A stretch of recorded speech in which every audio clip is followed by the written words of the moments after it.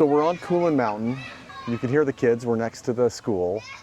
This is the very first training center that we built. Chantha came up with the name Light of Life, which is perfect. The concept is we want to educate the kids, but we also need to create opportunities for the adults. And some of the poorest women in the village had no way to help sustain themselves. And training them on making these beautiful scarves was one way that we could do it. It was something that they could be trained on. 15 of them spent over a year getting trained on how to do this.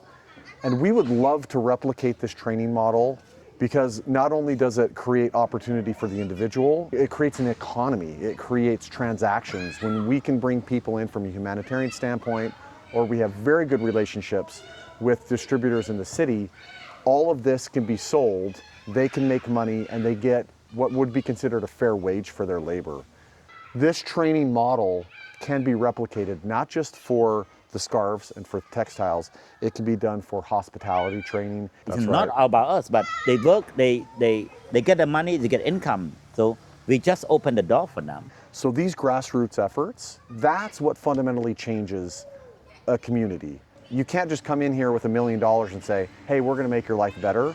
That never works. The model that works is what we're doing.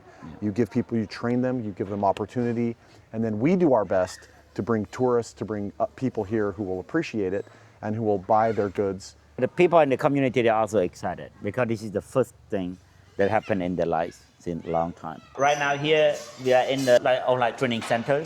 So they learn everything from nothing until they can make the scarf. They were having a hard time getting the patterns right.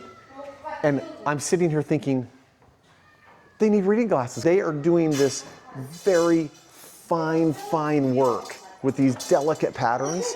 So we went into CM Reap and bought a whole box of reading glasses, and these women were like, oh my gosh, I can see. And so $1 reading glasses. We bought a box of them, and now these women have these reading glasses. They had never realized that having the ability to see was a possibility again. And so you look at these older women and they have their reading glasses on and they're able to make these beautiful patterns. It's so intricate and so complicated. Each color has to be put in a very specific order. And with those reading glasses, she's doing it. The lady here stepped on the landmine. And then she's living in a family that very hard and nobody really taking care of her. But even though that she lost one leg, she still can have another leg to work in our training centers and also to develop her life. So now she got a job.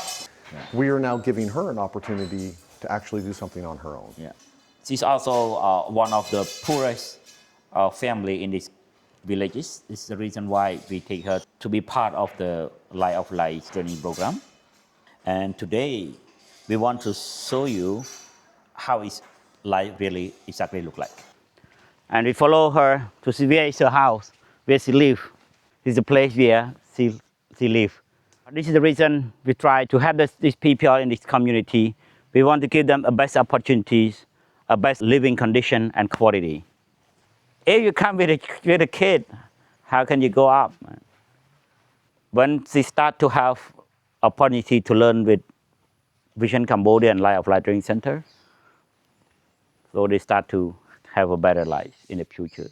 And now she's developing a skill, which is actually quite valuable. She's gonna make a lot more money. So this is a big deal for them.